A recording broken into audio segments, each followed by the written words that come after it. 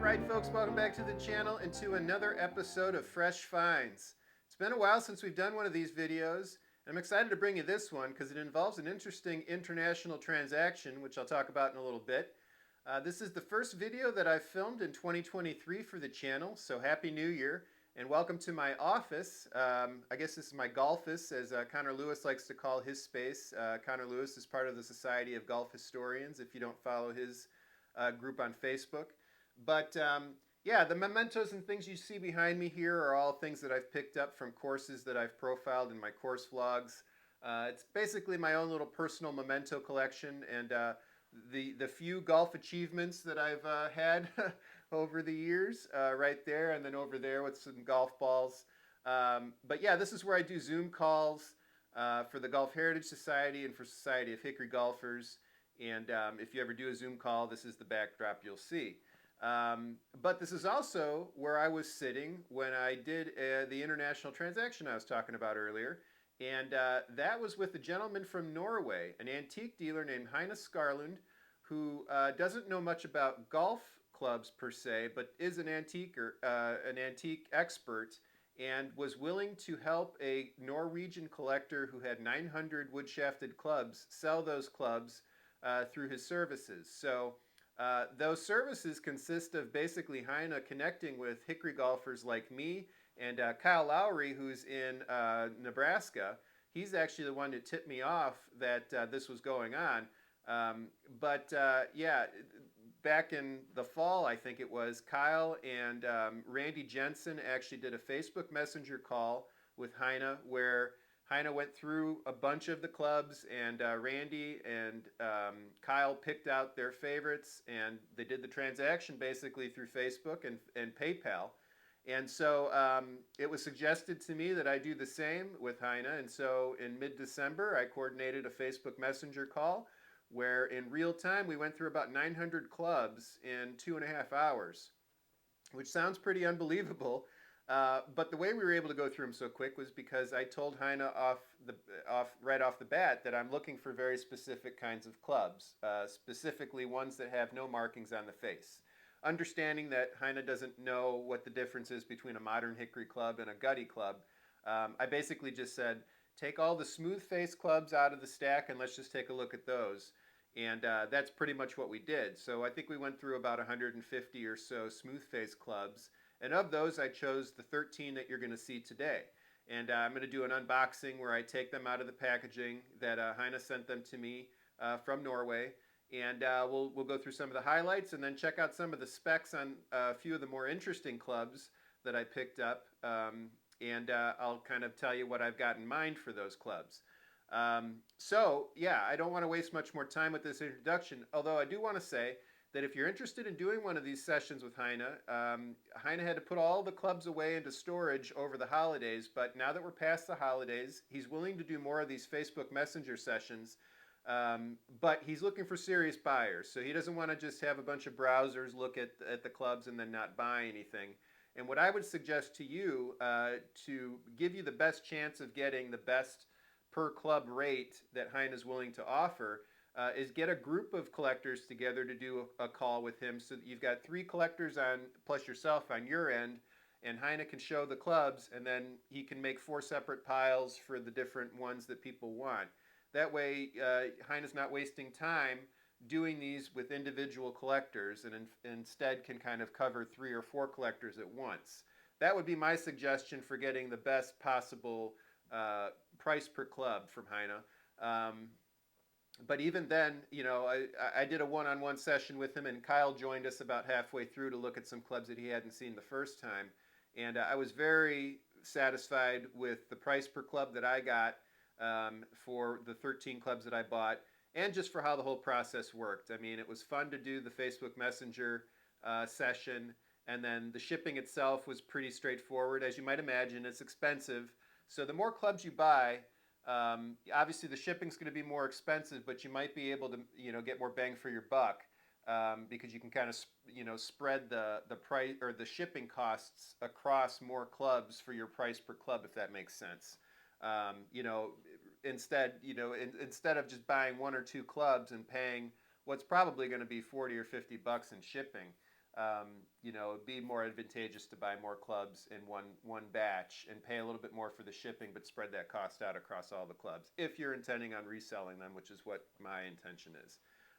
I'm rambling at this point. Let's just show you the clubs.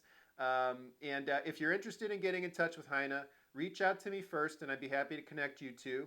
I don't want a whole bunch of people trying to bombard Heine with requests to see clubs, so I'm going to try to be a mediator as much as I can, unless he tells me to just let the floodgates open and let as many people who want to contact him do so. But yeah, reach out to me at thehickoryhacker@gmail.com, and then I'll do what I can to connect you with Heine, and you can do one of these fun sessions yourself. And without any further delay, let's get right into it. So these are the 13 clubs that I picked up from Norway, and yeah, enjoy. We'll see you next time.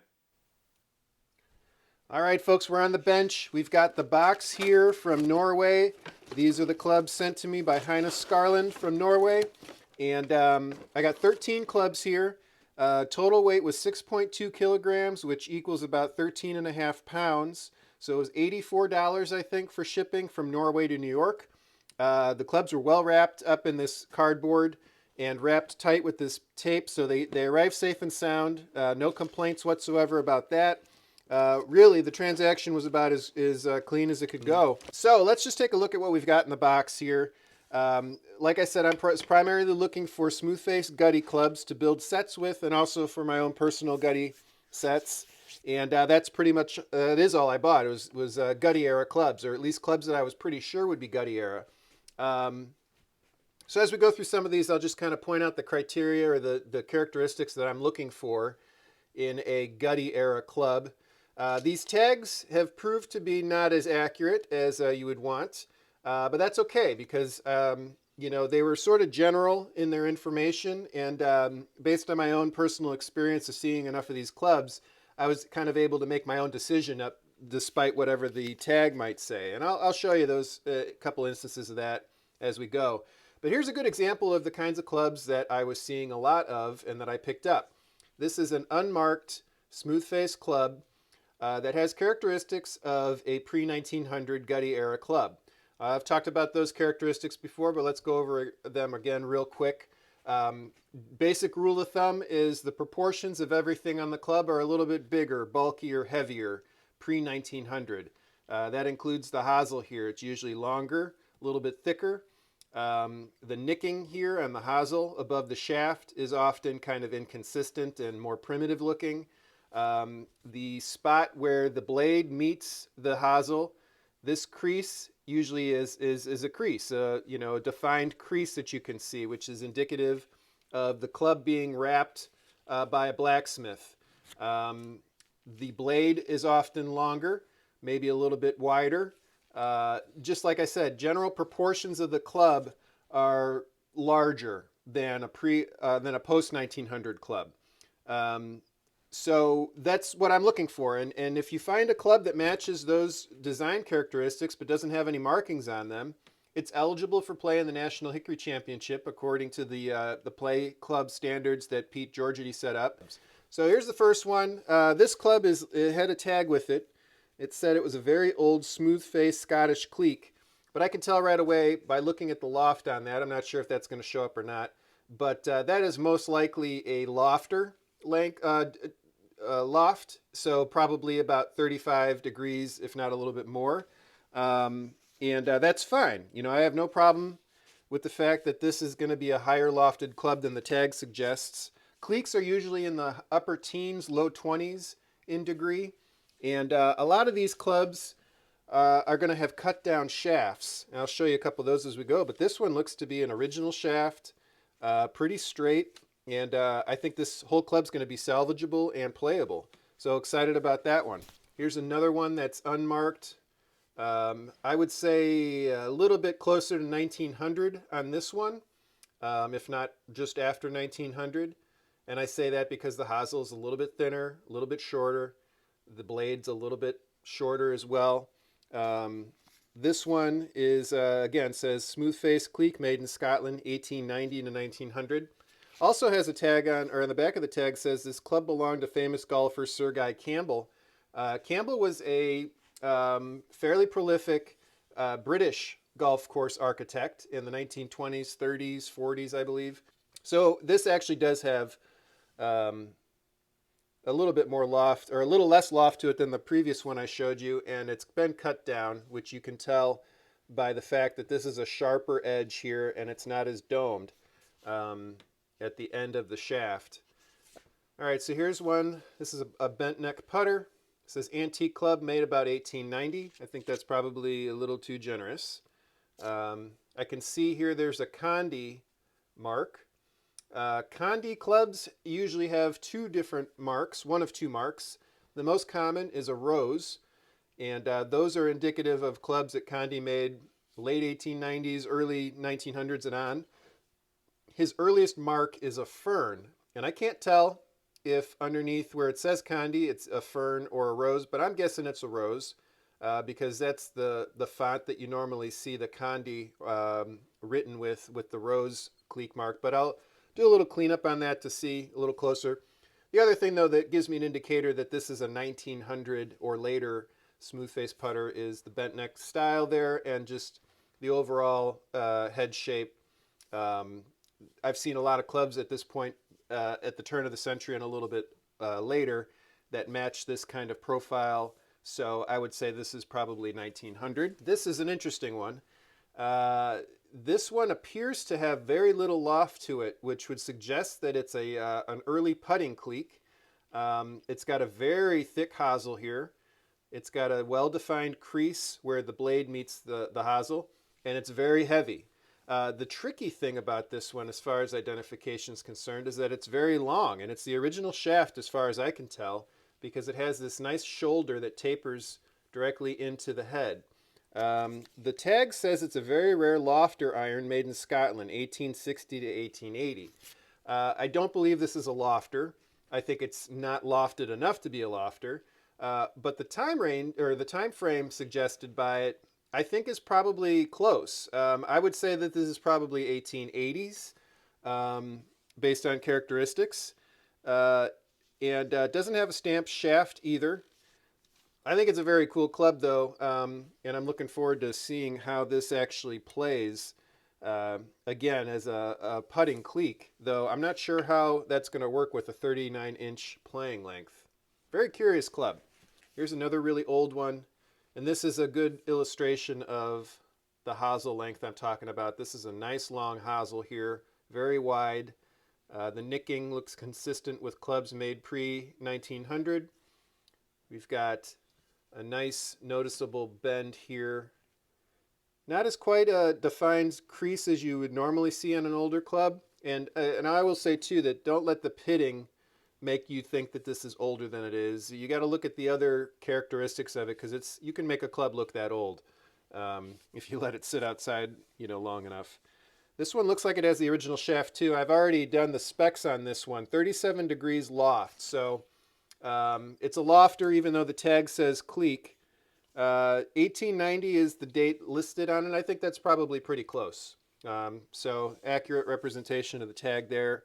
Original shaft. 39 inches playing length is what I measured this one out at. So that is a significant length for a lofter for a 37 degree club. Looks like there might be a shaft stamp there. Yeah, R. Forgan and Son, St. Andrews. Pretty clear right there. So this is a St. Andrews shaft, and I would say it's original to the head.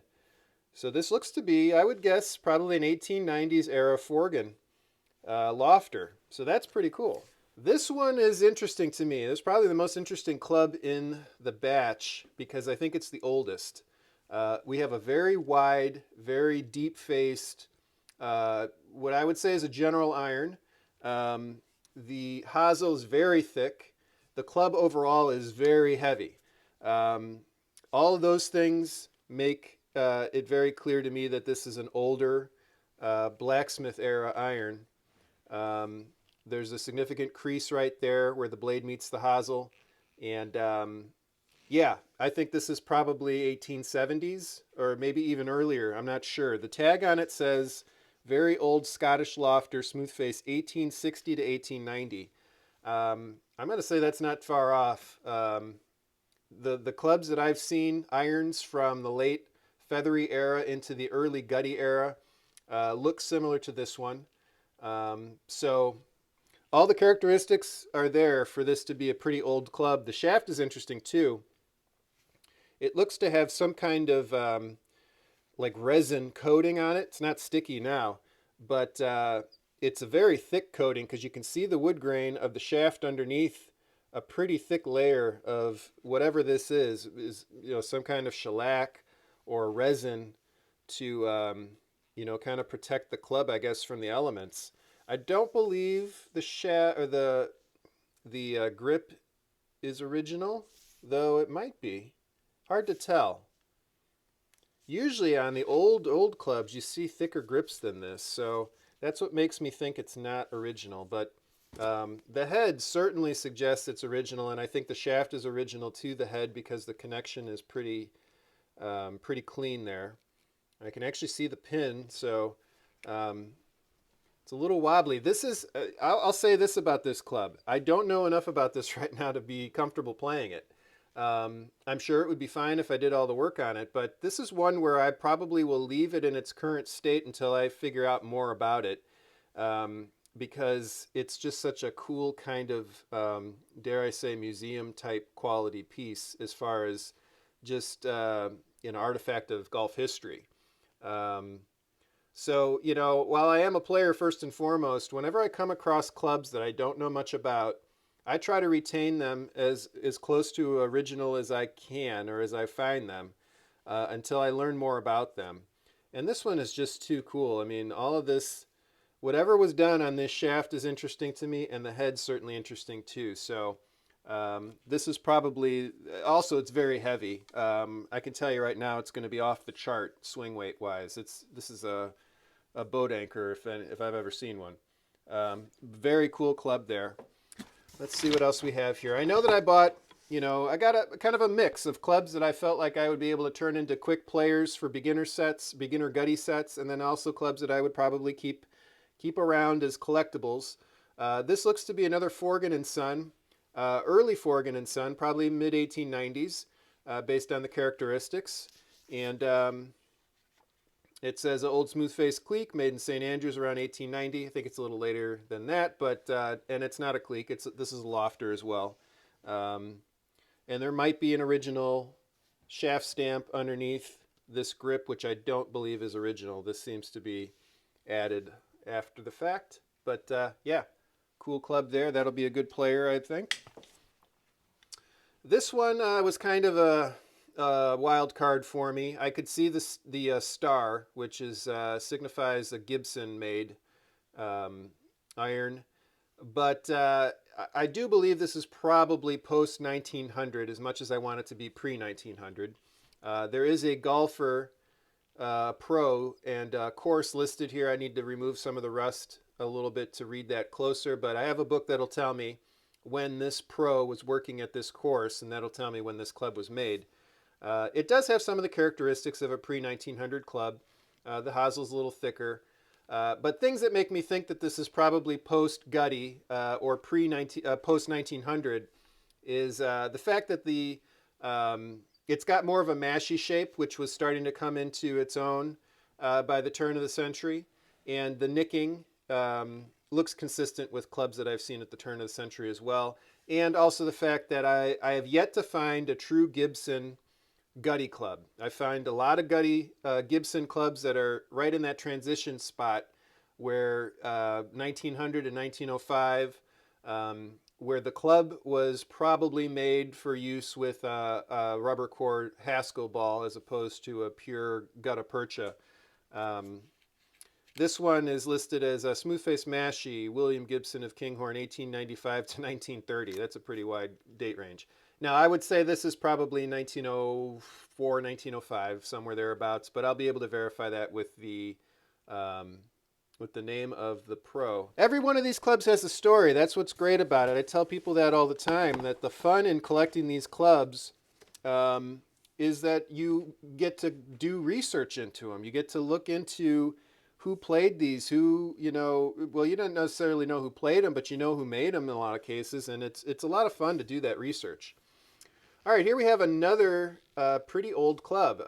Again, this is very consistent with the style of club before 1900. Long hosel, thick here, long blade, just a lot of heft to it. Um, the tag says early smooth face cleek circa 1890. I think that's probably accurate in this case. I think no defining characteristics or identifying characteristics on it that I can see right now, but I think this is going to be a nice player. It doesn't have a ton of loft to it, but I think it probably qualifies as a general iron, which is usually 25 to 35 degrees. We'll have to see when we get it on the scale. Shaft seems to be original and not cut down. All of these shafts actually still have a lot of flexibility to them, the kind of flexibility you want to see in a playable, authentic shaft. They don't seem dried out at all, from what I can tell. So that's awesome. I expected that I was going to have to replace the shafts on most of these clubs, and so far I'm only seeing a couple that I feel like I'll have to do that with. Okay, here's another one. This is stamped very clearly with the Anderson Vanster stamp. And this club is consistent with the pre-1900. The nicking here is the inconsistent nicking you like to see on those clubs. This isn't quite the example of a crimped hosel, but another indicator of an old club. And this isn't one that's this old. But if you see a shaft going into the hosel and the metal of the hosel's kind of crimped around it, that's an indicator of a very old club. This one's probably 1890s, I would say. And a cleek. It definitely has a cleek loft to it, but it's been cut down. So this is another one that someone was probably using as a chipper, which gave this club second life, basically, after the gutty era. So we'll see if we can get that one back up to its original length. Now, one more club in here. It's unmarked. This is another one that's got close to the kind of crimping I'm talking about, but it's not that old. Longer hosel, no markings on the face. Let's see what the tag says. Early smooth face, 1895, in the manner of John Gray Prestwick. So that's an interesting. Also, this belonged to Sir Guy Campbell as well. So John Gray. John Gray was an early club maker, mid 1800s. I should say early cleek maker, who was one of the first, if not the first, to put his name on a head. From what I can tell right now, I'm not going to say this is a John Gray head, and I think that the tag kind of alludes to the fact that it was made in the manner of a John Gray. So yeah, I think that it's accurate that this is mid 1890s as opposed to if it was a John Gray, we're talking 1860s, 1870s. But this is going to be a nice player nonetheless. It's got some good weight to it. The shaft's been cut down, but I think we'll be able to put that in a, maybe just extend this shaft to make it playable, or I'll have to check the weight on it and see. It might be a good swing weight already, and maybe this is just a shorter cleek we put in somebody's set. So this is the club that I'm going to say is probably a putting cleek. I think I've seen Willie Park clubs, and I might be wrong about this, either Willie Park or Willie Dunn has this kind of rounded toe and kind of a stubby, deep face blade. Let's check the loft on this before we go any further.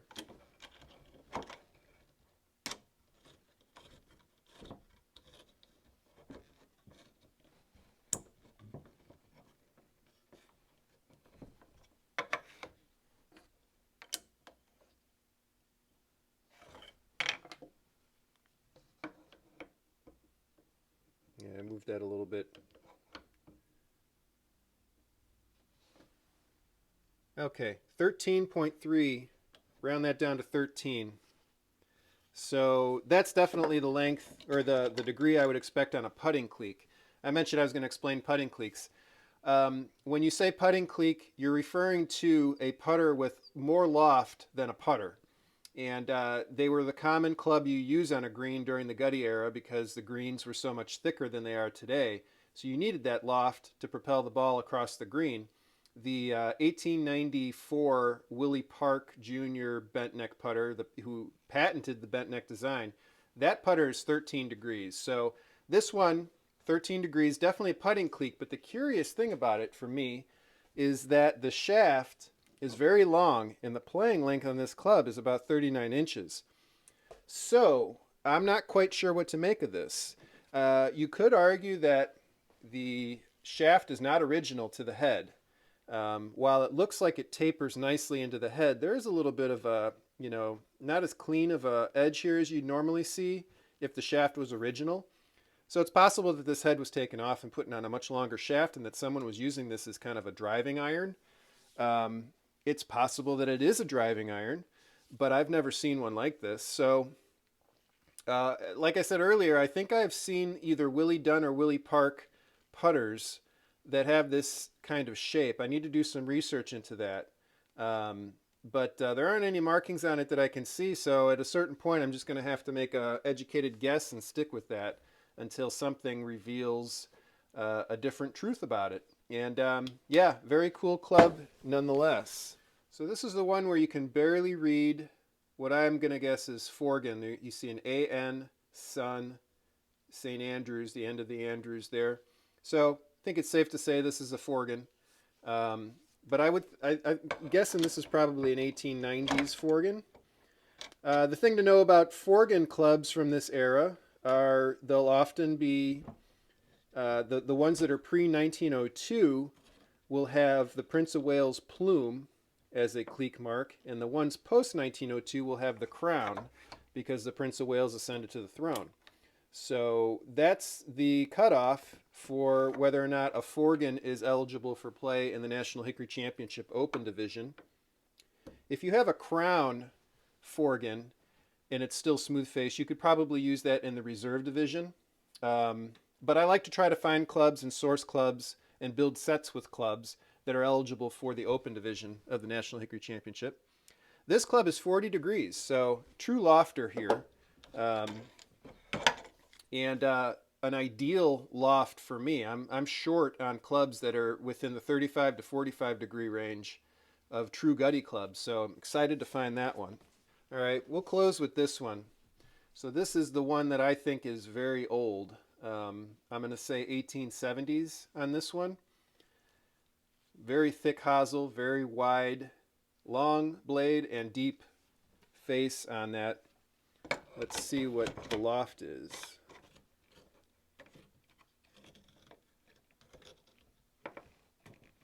It's so big that it's having a hard time getting into my gauge here.